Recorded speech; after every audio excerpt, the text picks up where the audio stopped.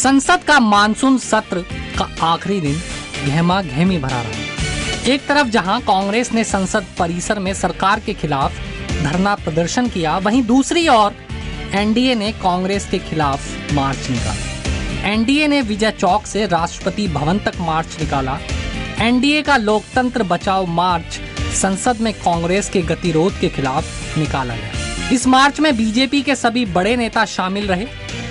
वित्त मंत्री अरुण जेटली, विदेश मंत्री सुषमा स्वराज, गृह मंत्री राजनाथ सिंह के अलावा लालकृष्ण आडवाणी भी मार्च में शामिल हुए। सांसदों का मार्च विजय चौक से शुरू हुआ।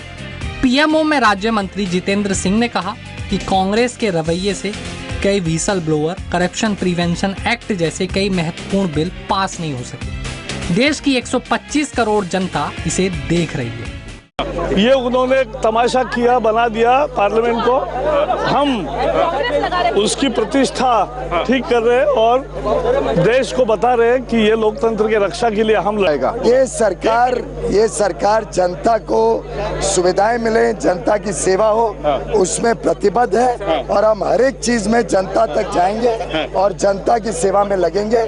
जीएसटी इस सत्र में नहीं हुआ, आगे होगा, लेकिन हमारा काम कोई रुकने नहीं वाला है। जनता की सेवा में हम निरंतर लगे।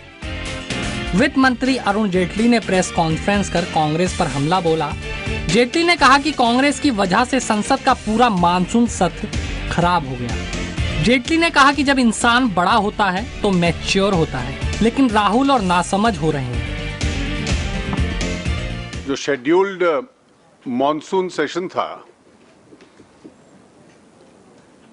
वो अपने शेड्यूल के हिसाब से आज संपन्न हुआ है और स्वाभाविक है कि लोकसभा में कुछ काम हुआ और उसके साथ साथ रेलवे की और जनरल बजट की सप्लीमेंट्री ग्रांट्स पारित हुई, लेकिन उसके अतिरिक्त कोई काम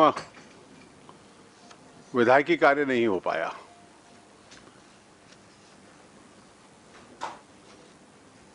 Barring some legislations and the supplementary grants, no other major legislation was possible.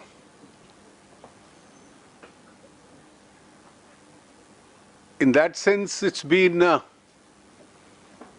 frustrating for the whole country, but also educative for the whole country.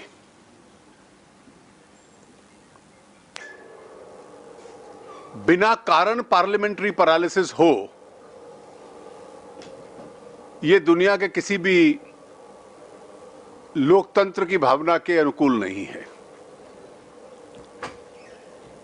जो मेजर लेजिस्लेटिव बिजनेस था उसमें संविधान संशोधन जीएसटी का था, जो लोकसभा ने पारित किया था, राज्यसभा की सिलेक्ट कमेटी ने जिसको मंजूर किया। 2006 की कांग्रेस पार्टी की अपनी घोषणा के अनुकूल था। 2011 का जो संविधान संशोधन इंट्रोड्यूस हुआ उसके मुताबिक था और 2013 में जो स्टैंडिंग कमेटी ने सर्वसम्मति से सिफारिश की थी, जो यूपीए सरकार ने स्वीकार की थी, वो उसके मुताबिक था। उसका एक स्पष्ट लाभ देश को रहने वाला था। पूरा देश एक इकोनॉमिक मार्केट बन जाता, जिससे व्यवसाय में सरलता होती, टैक्स बॉयंसी बढ़ती, जीडीपी को लाभ होता और गुड्स और सर्विसेज पूरे देश में एक प्रकार से मूव कर सकते थे। और शायद इतने बड़े साइज का बाजार दुनिया में बहुत कम होता। लेकिन कांग्रेस पार्टी की स्पष्ट नीति ये लगती है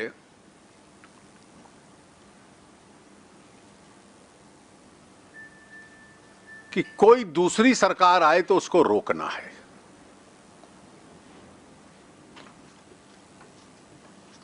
इस वर्ष इमरजेंसी की 40वीं सालगिरह है, 40th एनिवर्सरी। अगर इंदिरा जी पद से हट भी जाती चुनाव याचिका हारने के बाद, तो कांग्रेस पार्टी का ही कोई दूसरा व्यक्ति प्रधानमंत्री बनता। लेकिन देश पे तानाशाही इसलिए थोपी गई कि सत्ता और ताकत परिवार के बाहर चली जाए, ये कभी उनको स्वीकार नहीं था।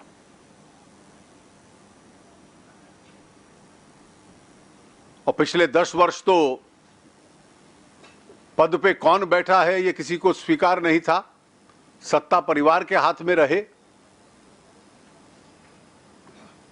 यही परिस्थिति थी। और वो परिवार जो कांग्रेस पार्टी को कंट्रोल करता है, ये स्पष्ट है कि उसको अब स्वीकृति नहीं है कि इस देश में परिवार के बाहर वाला कोई व्यक्ति इस देश की हुकूमत कर सके। जेटली ने कहा कि कांग्रेस अपने परिवार से अलग कोई भी व्यक्ति इस देश की हुकूमत कर सके, इसे बर्दाश्त नहीं कर सकती। जेटली ने कहा कि राहुल जी के बारे में मैं क्या कहूं, पार्लियामेंट्री स्पीच और नारे में क्या फर्क होता है। अब तो वो भी नहीं रहा। काले धन के लिए इन्होंने तो कुछ किया नहीं, जो किया है हमारी सरकार ने ही किया है। देने लायक तर्क भी बहुत ज्यादा नहीं थे। इस सत्र ने कई लोस देखे, मेनी लोस। कभी मेनस्ट्रीम पार्टी का सर्वोच्च नेता वेल में नहीं कूदा। यह इतिहास में पहला इसका उदाहरण है that the supreme leader of a mainstream party enters a well, the well of the house.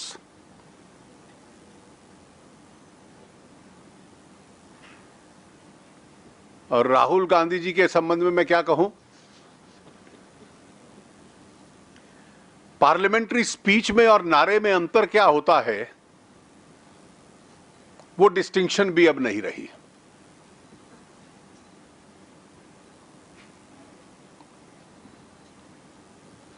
Black money की बात कर दो तो कांग्रेस ने तो कोई कदम उठाए नहीं, जो कदम उठे हैं हम ही लोगों ने उठाए हैं। जो विवादित व्यक्ति था इस पूरे विवाद के आसपास, कल यह भी स्पष्ट हो गया कि यूपीए के दौरान उसको लाने के कोई मीनिंगफुल कार्रवाई नहीं हुई थी। The actions were only a smoke screen. प्रभावी काम तो अब शुरू हुआ है।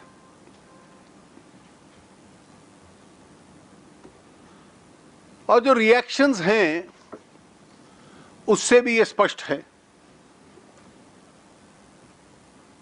लेकिन इन घटनाओं के खिलाफ जो तीखी प्रतिक्रिया देश में देखी है, strong reaction in the country. Sharad Yadav ji को लगता होगा कि इसमें सिर्फ उद्योगपति हैं, लेकिन अगर नाम पढ़ के देखिए तो समाज का बहुत बड़ा इंटेलिजेंसिया भी है। दिनों दिन हजारों लोग उस पर हस्ताक्षर करते हैं। एक भावना देश में है कि कांग्रेस पार्टी का सही इरादा यह था कि देश आर्थिक दृष्टि से प्रगति न करे, और जो उसके लिए कदम उठाने हैं संसद उनको टेकअप न कर पाए। आंकड़े उनके खिलाफ हैं, तर्क उनके खिलाफ हैं, इसलिए केवल लंग पावर का प्रयोग करके उनको रोका जाए। और इस परिस्थिति में कांग्रेस पार्टी के चेहरे के बारे में किसी को अगर गलतफहमी थी तो उनका भी ज्ञानवर्धन बहुत हुआ है। India stands educated about both the Congress party and it's the family that controls it. और इसके संबंध में जो एक प्रतिक्रिया है जो पिछले कुछ सप्ताहों में देखने को मिली है, वो और तीखी होगी। आज सत्र समाप्त होने के बाद माननीय प्रधानमंत्री जी का उद्बोधन हुआ। उसके बाद एनडीए के सभी एमपीज जो मार्च किए वो कोई प्रोटेस्ट मार्च नहीं था।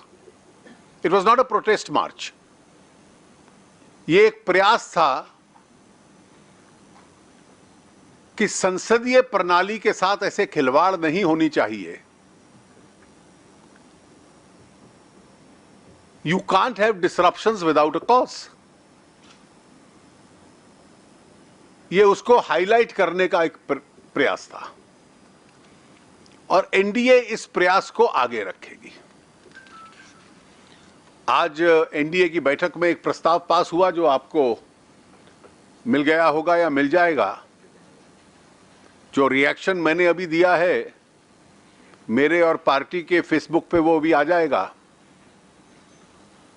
कुछ ही मिनटों में, वो भी आपको वहां मिल जाएगा। आज हम लोगों ने यह भी तय किया कि इस रवैये के खिलाफ जनता में भी खूब तीखा प्रचार होगा। देश के सभी क्षेत्रों में जाएंगे और विशेष ध्यान रहेगा